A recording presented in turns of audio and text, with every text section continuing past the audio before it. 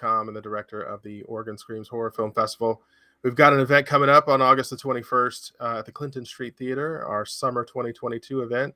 And today we're going to meet up with Mike Schwab, and we're going to talk about his film that he's got coming up and pick his brain a little bit on all things about his movie, his award nomination, and just the event coming up in Oregon. So welcome, Mike.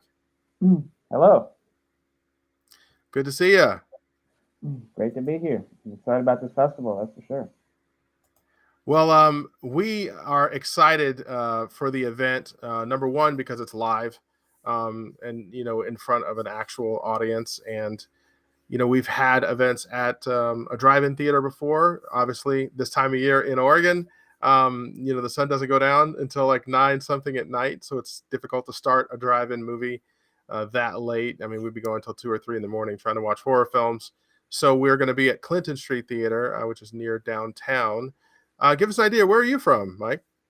I live in Eugene, Oregon. About 2 hours Okay. drive south of Portland. Yeah. All right. Is that kind of a born and raised situation for you, or? No, I was a military kid. I got Oh, me around. too. Yeah, my dad was in the Air Force for 23 years.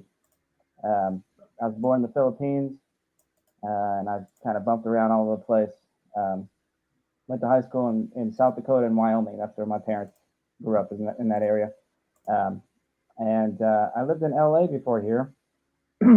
Ironically, I wasn't that much into filmmaking when I was down there. I was an extra because I had some extra time, and so I was like, yeah, sure, I'll be an extra on set, various things. Um, but then I always liked comedy. As a kid, I always liked writing jokes and things. And so when I came up here, there was a comedy class that I got involved with, and then I heard about the open mic theater group. Um, and so I started doing some stand up and then some comedy sketches. So I found that I really enjoyed writing these short little comedy sketches. And then I did a bunch of those, and then I was like, hey, it'd be fun to film these things. It'd be good to get these on film. And so I started making short films, and then that's just kind of how it got rolling. And then, um, yeah.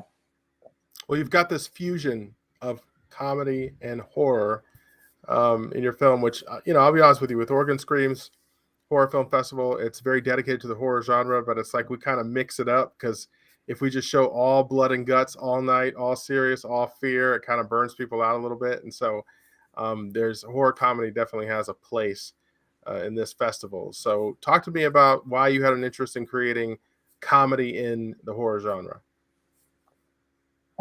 Well, yeah, I generally do comedy. I'm trying to mix it up, branch out more, but that's just where my tendency goes. And so there was a 72-hour horror film competition here in Eugene. um, and I'd never done, well, I participated, but I'd never created a film for one before. And I was like, yeah, sure, I'll do it. Um, and I just wanted to do something that was like Eugene, something that was relatable to the audience here. Um, and, uh, and big person from Eugene is Prefontaine, right? Steve Prefontaine is like one of the most famous people from Eugene, and I was like, yeah, it'd be fun to do something with him, like put him in a zombie movie, um, and um, and so it's one of those festivals where you're supposed to like, well, you get 72 hours to make it, but most people have an idea of generally what they want to do going in. I mean, some people just take they give you a prompt and a line of dialogue you have to use. And so some people, yeah, will just take that and immediately start there. I think most people have a general idea, like, it'd be kind of fun to do something with this. We'll see how we can work the prompt and dialogue into the story at that point. And so I was just like, yeah, I want to do something with Prefontaine. It'd be fun. And then I got the prompt, uh, which is had to use a teddy bear. We had to include a teddy bear in the film, and we had to have a line of dialogue, which was loneliness can be a monster. And so I was like, okay, how can I make this story with Prefontaine as a zombie, um, and include those things? And so the story got more ridiculous once I had to include like this teddy bear in the whole story. It's like it's just silly, um, but it just added to the comedy, I guess, of it. It's just like what the hell, like this ridiculous like teddy bear story of like one of the reasons why he's mad in the world is because they buried him without his teddy bear, you know. that's going to get him motivated. But yeah, so I created it as a 3 minute film. That's all we could do. All we have is 3 minutes, and so like I filmed quite a bit, and then I put it together, and people, including myself, are like, whoa, like all that for 3 minutes, like that's a condensed story. And so I was like, this isn't really a 3 minute story, but this is all I can use for this competition. So I created a 3 minute, and it worked out well. People liked it. I won a couple of awards at that little that competition. But then I was like, hey, that's a 3 minute version, but it's a longer story. I want to have it expanded, and so a little bit later, I started piecing more together, and then I went into the studio myself and like was the news anchor. Like, in order to tell the story, I was like, there's got to be somebody like narrating like what's happening here to like fill in the gaps and help people understand what's going on. And so it was kind of fun to play this news anchor. Um, and so it went from a 3 minute movie to a 7 minute movie. And and I wasn't really necessarily thinking to submit this to festivals. I was just like, hey, like now I feel better about the story. But then I was like, hey, this is a fun story that like I'd like to have more people, at least in Oregon, uh, be exposed to it, because I think they would get a kick out of it, that's for sure. And so yeah, and then so I submitted to this festival, and fortunately, judges thought it was entertaining and enough, and I'm glad that it's in. Yeah, the judges like it a lot. Good job on this. And I wanted to ask you, was there a time limit on that competition as far as the length of the film was concerned?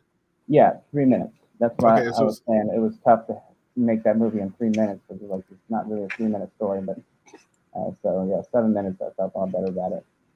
gotcha. Yeah, that's great. Well, I'm glad you did it, and then went and did a few tweaks and extended it later. And the way you tied the story in with the news element was very smart to kind of bring it all together. So yeah, good job on that. So what else you got going in the future?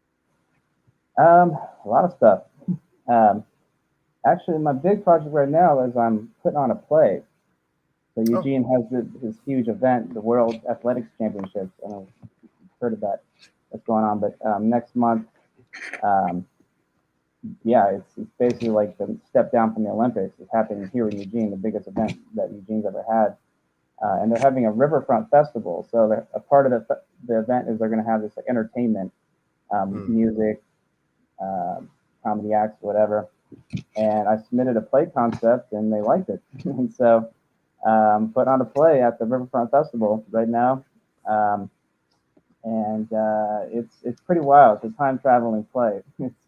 It's like Bill and Ted's Excellent Adventure, but it's Phil and Ted. So it's Phil Knight and Ted Wheeler.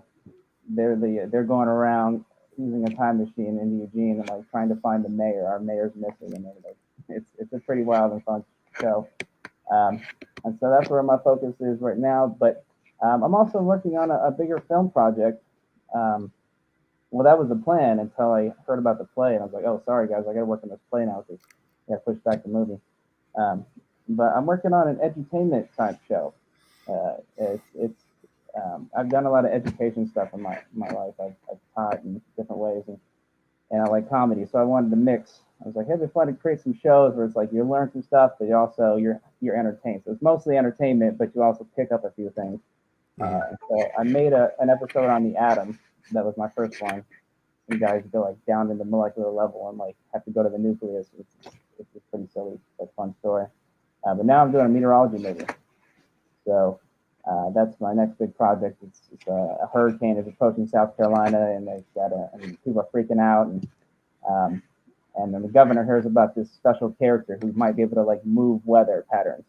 So it's like it's comedy, it's science, but it's also fantasy. It's like this super hero.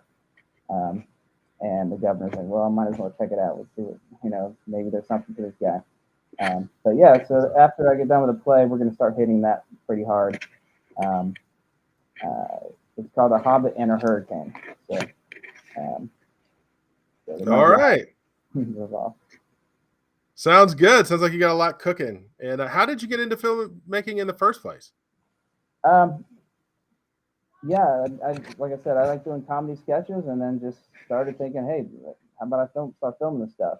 And Yeah, so it just kind of evolved from doing some stand-up comedy to comedy sketches into movies.